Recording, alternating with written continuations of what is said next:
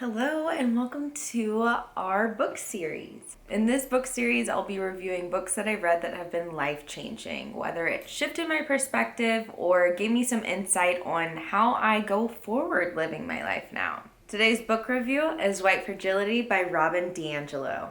I really wanted to read this book because I wanted to learn more about racism as a white woman, especially why it's so hard for people to talk about racism. I just wanted a better understanding of that, and I knew that there was something in this book that I didn't know, and I'm all about learning new things. This book has really changed my life. It's shifted my perspective. I feel like I am more aware of my own racism tendencies, and I also feel a little bit more confident of calling out other people about their racism, because that is how to break the cycle. So I'm going to go through this book. I'm going to read a few takeaways.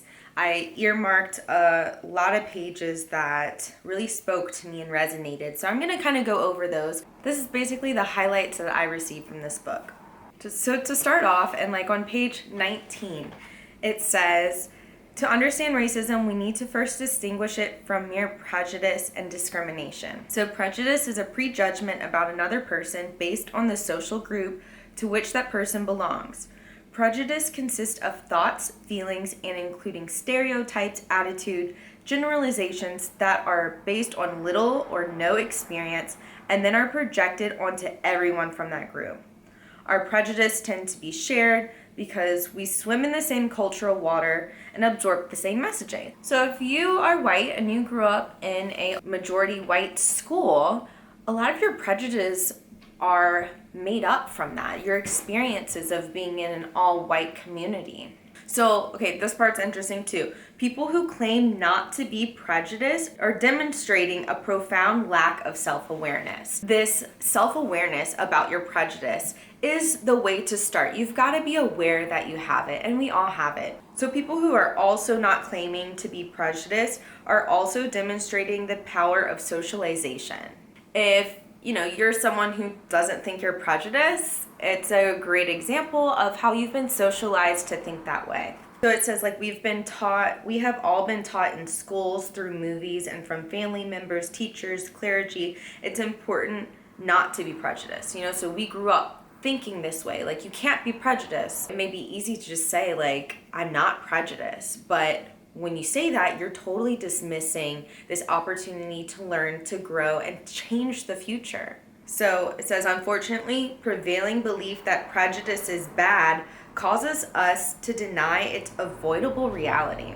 Okay, so let's go on to discrimination. Discrimination is an action based on prejudice. So these actions include ignoring, exclusion, threats, ridicule, slander, violence. Your prejudice, your discrimination, it is not your fault, all right? And I'll get into that later. For example, if hatred is the emotion we feel because of our prejudice, extreme acts of discrimination such as violence may follow. When prejudice causes me to act differently, I am less relaxed around you, or I avoid interacting with you. I am now discriminating.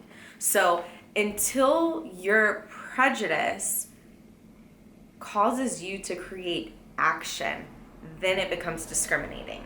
When a racial group's collective prejudice is backed by the power of legal authority and institutional control, it is then transformed into racism. So a far-reaching system that functions independently from the intentions or self-images of individual actors.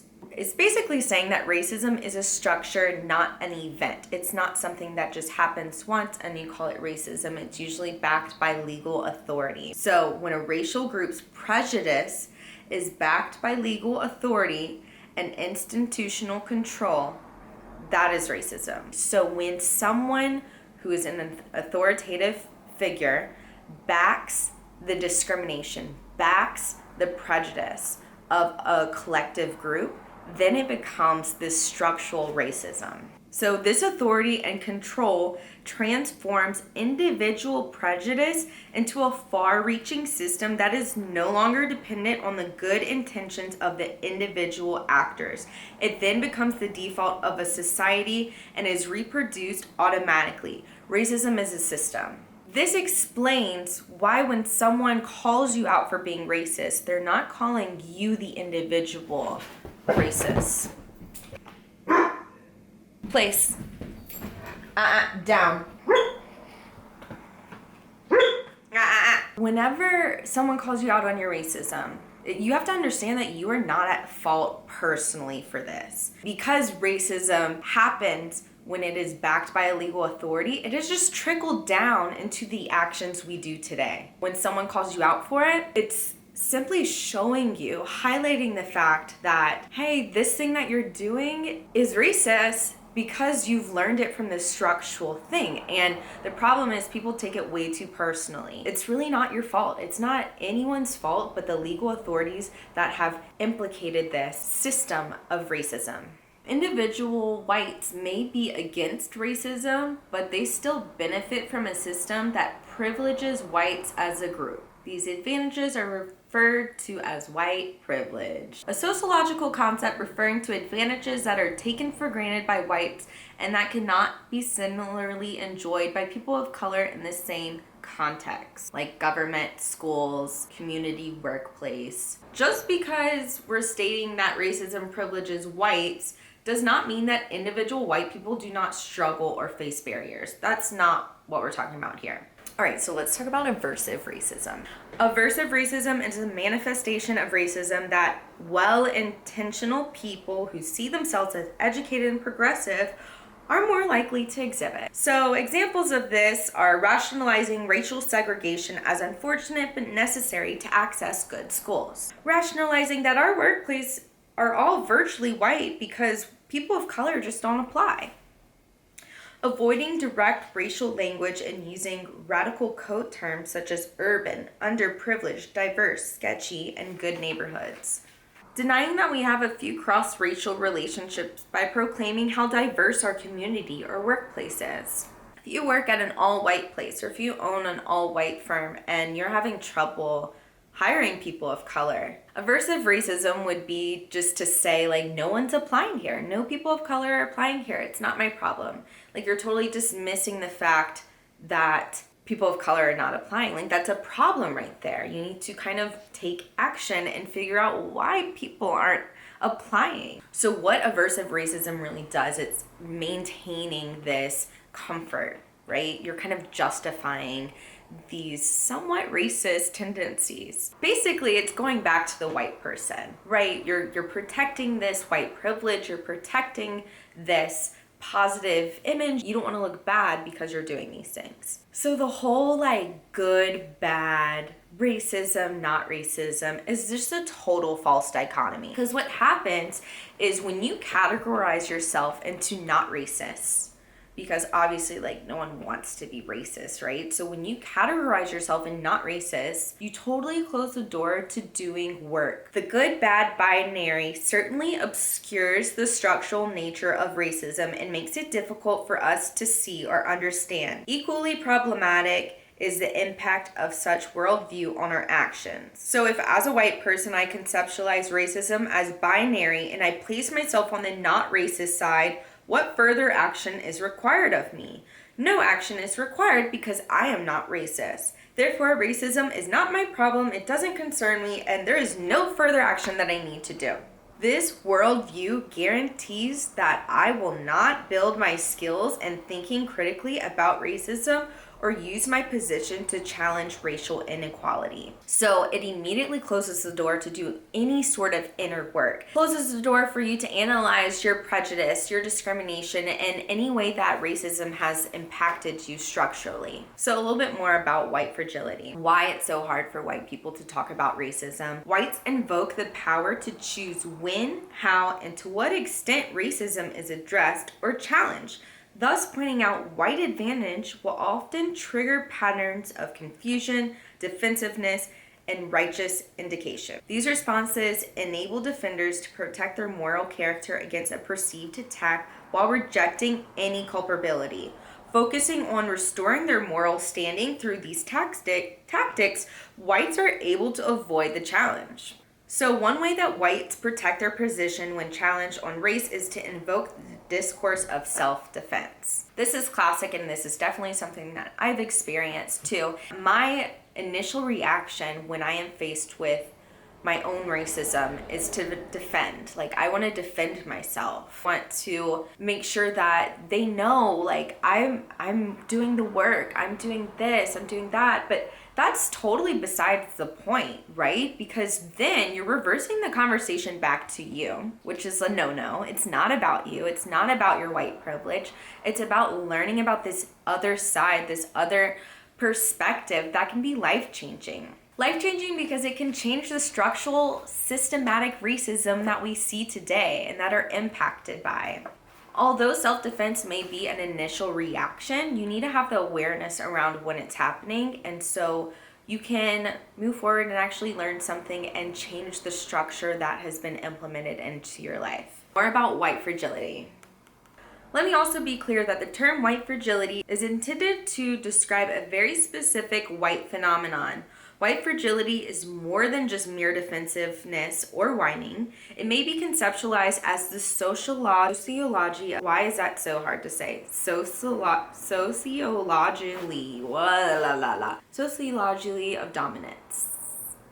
An outcome of white people's socialization into white supremacy and a means to protect, maintain, and reproduce white supremacy. We're not doing that. Okay, we're not doing that. This is an outcome of white people's socialization into white supremacy and a means to protect and maintain and reproduce this white supremacy. White people's initial reaction is to be defensive.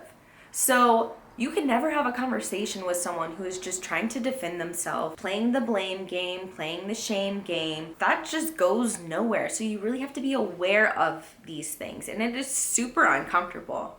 It is super uncomfortable. That's why we are fragile talking about it. It would be revolutionary if white people could be called out for their racism, just kind of suck it up, that internal like, whew, this sucks, and you feel it in your stomach, you're embarrassed, whatever it may be, shove it. It's not about you. It's about your actions and way to move forward. So acknowledge what you've done.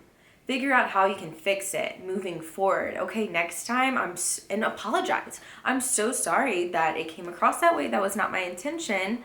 Thank you for sharing with me. Thank you for pointing that out to me, because it's a very hard thing for someone to do. This is the action part of like what to do. What can you do now that you know all these things about racism? What can you actually do about it? So this is what our friend Robin has to say. She says, when white people ask me what to do about racism and white fragility, the first thing I ask is, what has enabled you to be a full, educated, professional adult and not know what to do about racism? That's so powerful. Like, it's so true. It really makes you think. You know, no matter how old you are, how young you are, racism is a topic that isn't really discussed in schools. You know, you may see a poster that's like diversity, Black History Month, and it doesn't go nearly as deep as something like this would. Like, these are conversations that people should be having. People don't have these conversations enough because they're fragile about it. It's hard to do. It's uncomfortable. How have we managed not to know when information is all around us, when people of color have been telling us for years? Like, how do we not know this? So if we take that question seriously and map it out, all the ways we have come to not know what to do, we will have our guide before us. For example, if my answer is that I was not educated about racism, I know that I will have to get educated. If my answer is I don't know people of color, I will need to build my relationships with people of color. If it's because there are no people of color in my environment, I will need to get out of my comfort zone and change my environment. Addressing racism is not without effort. Like, you are going to have to put effort into changing. That's why they call it doing the work. This is what that work looks like. So she says, next, I say, do whatever it takes for you to internalize the above assumptions. Like, I don't know people of color. I wasn't educated about racism. Do whatever it takes to internalize those things. Take the initiative and find out on your own. To break with the conditioning of whiteness, the conditioning that makes us so apathetic about racism and prevents us from developing the skills we need to interpret it, White people need to find out for themselves what they can do. Like, it is up to you to make change. It is up to you to do the work. It is up to you to change this structural system of racism. It happens one at a time. If you do it, you may inspire others. I hope that I've inspired you with my book review. If you've enjoyed this, go ahead and read it yourself. There's a lot I didn't share, and I hope that I didn't miss anything major. And I encourage you to talk about it. Get uncomfortable. Break the fragility of white fragility. Like, this needs to be a conversation that we are more comfortable having, because this is huge. This can change the world. We as white people have the privilege to do it. We have to change the way that we all are seeing, because this is such a systematic issue that is so out of our hands. So if we are able to come together collectively and actually change and do the work ourselves, then we'll make an impact. Hope you enjoyed this video. Give me a thumbs up if you did. I will be doing more book reviews. The next book that I will be reviewing is The Happiness Advantage by Shawn Achor. So I still have a little bit left to read, but I can't wait to share this with you. So go ahead and subscribe to my channel so you won't miss the next book review. See you next time.